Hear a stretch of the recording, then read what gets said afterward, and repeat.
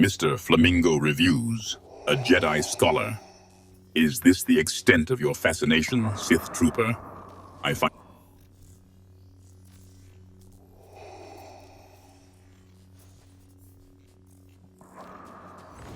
should subscribe to Mr. Flamingo's reviews because you enjoy them, Sith Trooper.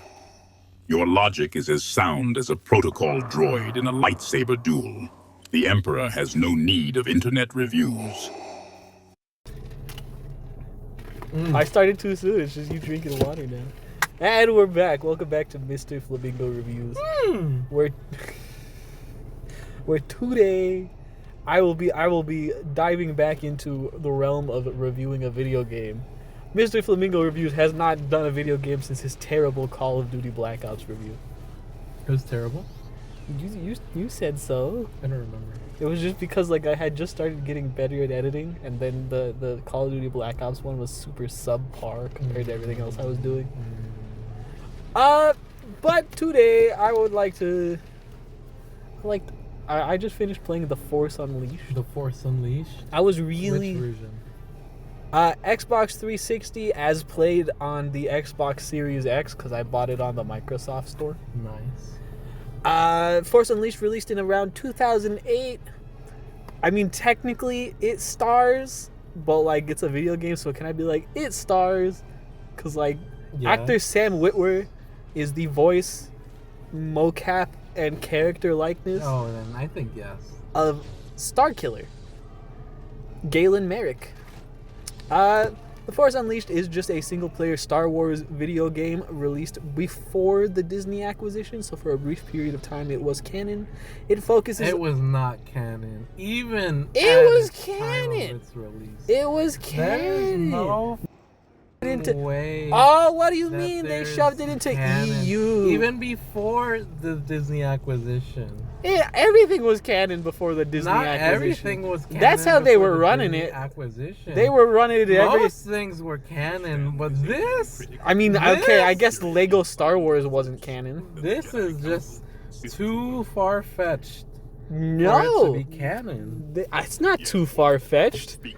It is perfectly fetched because it fits right into the timeline. It explains until. Oh my god! Until stuff like Andor and pre-Disney acquisition, this was the explanation for the start of the rebellion. Was it? Yes! They had no other explanation for the start of the rebellion. I don't know. And you can't tell me the only thing that's contradictory is the death of Jedi Master Shakti, but that's because she died 5 different ways. No, not even that, but the Darth Vader, the defeating Palpatine. It makes enough sense. Basically, the story follows Galen Merrick as he's taken early on in the. Would you say it's early on in the Jedi Purge when Darth Vader goes, "You're my apprentice now"? Yeah, because they're clones. Oh yeah, you're right. Early on in the Jedi Purge, Darth Vader arrives on Kashyyyk because I always thought it happened right after Order 66. It would have to for it to line up at all because they invaded Starkiller is 18 or something, no?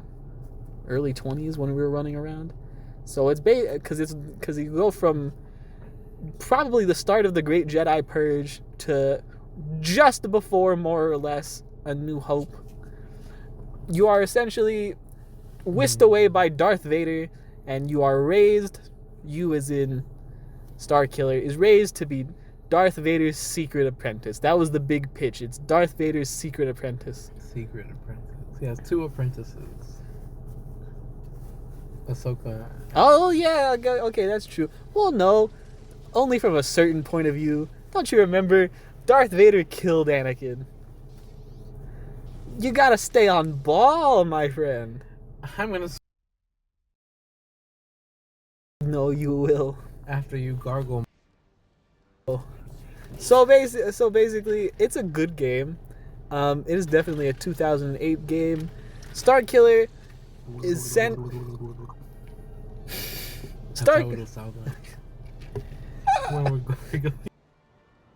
Starkiller is sent around initially by Darth Vader to take out several Jedi Masters to assess his powers before Darth Vader allegedly decides he's going to overtake Emperor Palpatine. Was it several? Jedi Master Ram Koda, Yeah. some little freak guy on a spider legs, and Shak Ti. Yeah, that's right. I'm using several loosely, but it's 3. You go to different Jedi Masters, you fight 3. And then after Dakota Ram is goaded. he is goaded. After defeating Ram Koda, killing the little spider guy, and Shak Ti commits suicide, you are suddenly thinking, wow, maybe I don't want to do this. And then you go find Ram Koda at the bar! At the bar, he's blind now. With some stuff in between. I mean, like, it's a whole conspiracy. But I really wanted to replay that game. I was in a big Star Wars mood because May the 4th had just passed. And you know what? I enjoyed it.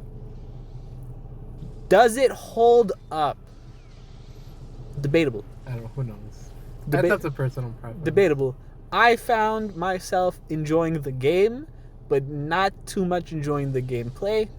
Opinions is, for me, that Starkiller didn't have a lot of weight under his feet. You just felt too glidey for my taste. It's been too long since I've played it, so I wouldn't remember off the top of my head. So really, realistically, it's just a matter of your personal preference. My personal preference would have been that he would feel more hefty. But if you don't mind a character that's gliding around, totally fine. The controls are a little... Controls maybe a little dated. The parts where you have to parkour around is probably the worst part of the game. Like, it's just trying to get a feel for, like, Starkiller's jump distance is a little strange. Yeah. But I thought the story was fine. Better than fine. I really liked it. There were some missions I hated with a passion. As cool as it was to watch Starkiller pull down the Star Destroyer. God, how many times do I have to go to Raxus Prime? Playing the... That's a different problem.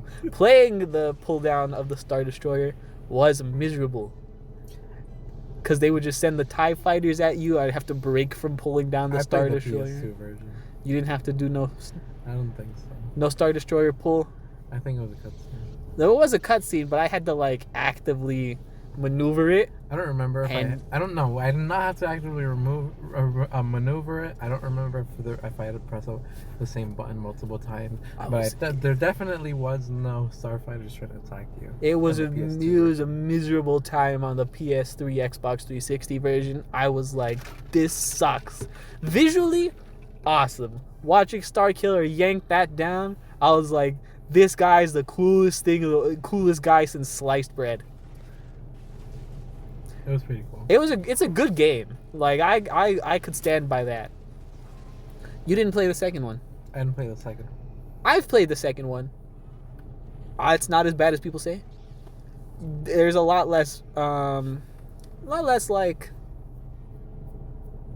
puzzles. It's a lot more just hack slash your way through levels. But brief on the second one, Starkiller handles nicely. I thought it was good. But overall, The Force Unleashed, good game. What do you think? Please, I don't want to go with Raxus Prime anymore. I'm tired. I don't know why, but every time I just know I think of Raxus Prime and I'm just like, God, I don't want to be dealing with this. Names, I'm always bad with names. Was that the Junkyard Planet? That's the Junkyard Planet. Raxus Prime, the Junkyard Planet, terrible. Terrible to look at. Even in the slightly nicer looking Xbox 360 version. Terrible visually. Terrible to play through. Of all the levels, Raxus Prime, no. Although I guess I liked Kashyyyk the best. That's our... Okay, we should talk about it. We should talk about PS2, PS3 differences. Well, Xbox 360. PS2, less capabilities, less things to do now. Graphically. Oh, graphically, no matter what, you're not looking at The Force Unleashed for a visually nice game. When it came out, I thought, wow, this looks so cool. When Vader walks onto Kashyyyk in the nighttime, and then I see gameplay of like the PC, the Xbox 360 version, and it's daytime. And I was like, wow, I mean- when Vader walks out onto Kashyyyk in the broad daylight, like it's a nice Tuesday afternoon, I was like, wow. It just doesn't hit the same for me. I did not know until he told me recently that they are just visually different. I'd always just thought, because in my mind when I think of the big epic Force Unleashed opening where Darth Vader shows up and starts killing all the Wookiees, my mind automatically goes, yeah, that happened during the daylight. Like, it just is what it is. I didn't know there was another way of that going down. Let me see.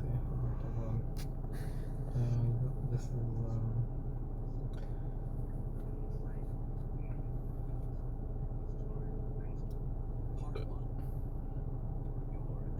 hold on.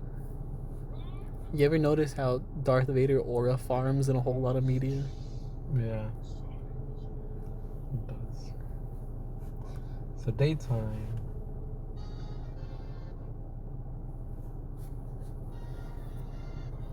Nice dark view. Except for the planet being bright. To like daytime. And I'm just like, like it looks cool. But for me, it just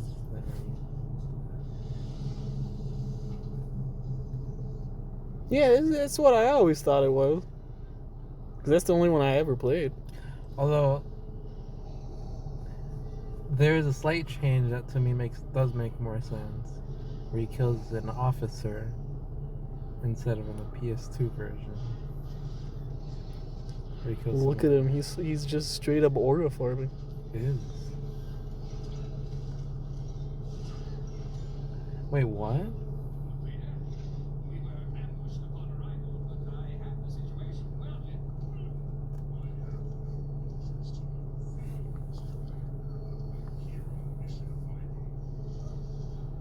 Are they stormtroopers? We're learning something here today. They're stormtroopers. They are stormtroopers. I knew I wasn't crazy. That's why I was like, Whoa. that's why I was like, wait a minute. When does he pick up Starkiller? Because yeah, I do it. After reviewing the footage We saw the footage of the PS3 version and the PS2, and the PS2 Wii version. but like, part of me believes that the PS2 Wii version is also just sort of visually misleading, because I'm pretty sure even though they have the blue stripe, those are still just stormtroopers.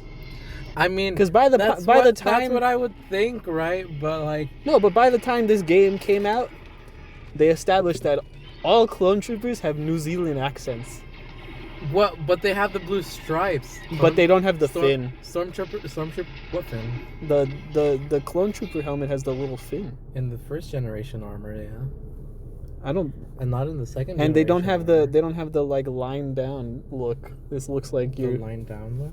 Hold on, because look at clone trooper helmets. Even the farther ones. Oh, Doesn't matter what way you slice it. Like, I see. like, it's just sort of visually misleading, because you would think you could make the argument that they could have been. Maybe it was a late in the game like change in production for the PS2 version.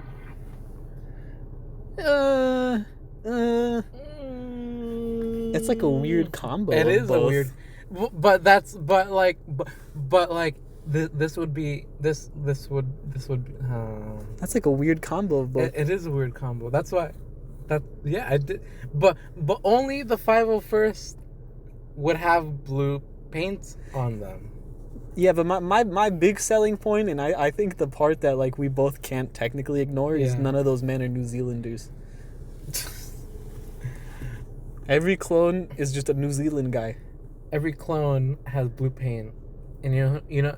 Tell me what Stormtrooper Corps has blue paint. I don't know, but they're not clone troopers. Because then you Also- listen to them talk. Because the one spoke to Vader. Well, the one talking is like the talking. It's a little weird. It's a little weird. But And that's what the stormtroopers talk like. But that's the same voice as the first officer. No, those guys. They're the same voice. Not the officer from. I was gonna say not the guy in the PS3 version. But like Vader kills this trooper, which in my mind I was always like, well, if they're wearing blue, it must be the 501st, and he loves the 501st. Not when he becomes Vader though. All those They're comics, still his boys. all those comics, like when somebody says something he don't like, he's just kind of like. Yeah, but I read one recently They're not the Vader's where he throws one off of a cliff and then he tells another one, he's like, I have no idea what happened. He must have just fell or something. But that because they're not Vader's fist.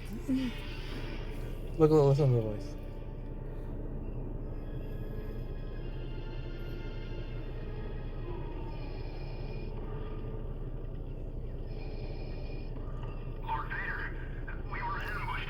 Yeah, but this one also has like the brown shoulder pad that some of the stormtroopers wear. I've never seen a clone busting out the shoulder. Not brown, but yeah. But this one is just straight up brown. I always thought it was red. This is just a very fascinating hodgepodge of creative design. Yeah, which to me. I can see where you were thinking it, Yeah. and I could be wrong. I see where you're saying it, but look, it's nighttime. And they also do give him the song. They don't give him the song. Bum, bum. And I don't remember off the top of my. I think they do, but that's why I was like, it could make sense. you see that it's nighttime. Maybe on the PS2, it was just easier to program guys that look like clone troopers. They would have. I in my mind, I always imagined they would have used the models from Battlefront, but like at the time, I didn't really know game. They might have very well used the model and then just tried to change it to try to be like it's a stormtrooper. For the nighttime. That is cool. That's definitely a different visual than what I was getting. Yeah. Huh. I mean, you can definitely tell compared to the other version, it's just not even as not as nice. Yeah, but it's not bad. It's not bad. Because it's not a big leap from that one to the PS3 Xbox version. Mm-hmm. Yeah. So, well, look, all that being said, no matter what version, it's a good game. Yeah. Yes, it is. Yes, it is. Outside of that Big Ten, we got anything else? I don't know. I feel pretty good. Yeah. All right. We touched. Yeah, we did. The Force Unleashed style. Bye.